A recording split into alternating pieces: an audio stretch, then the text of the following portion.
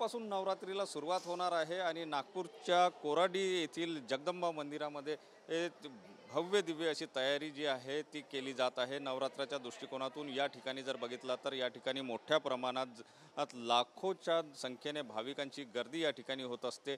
मग विदर्भ, मध्य प्रदेश, छत्तीसगड या राज्यातून सुद्धा या ठिकाणी भाविक जे आहेत ते या ठिकाणी येत असतात। एकंदर जर आपण मंदिरात बघू शकतो की कशा प्रकारे तयारी जी आहे ती मोठ्या प्रमाणामध्ये केली जात आहे।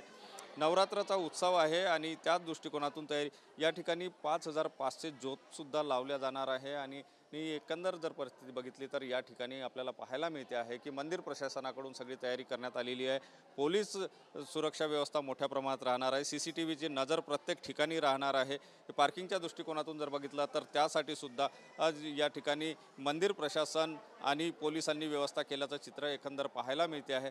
एकंदर म्हणजे नवरात्राच्या दृष्टिकोनातून मोठ्या प्रमाणात भाविक या ठिकाणी येणार असल्याने मंदिर प्रशासनाकडून मोठ्या प्रमाणात तयारी करण्यात आल्याचं पाहायला मिळते आहे।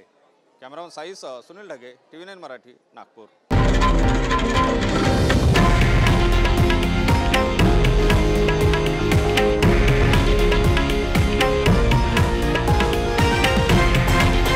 हे आहे देशातील नंबर 1 न्यूज नेटवर्क आणि आपण पाहत आहात TV9 मराठी, एकमेव।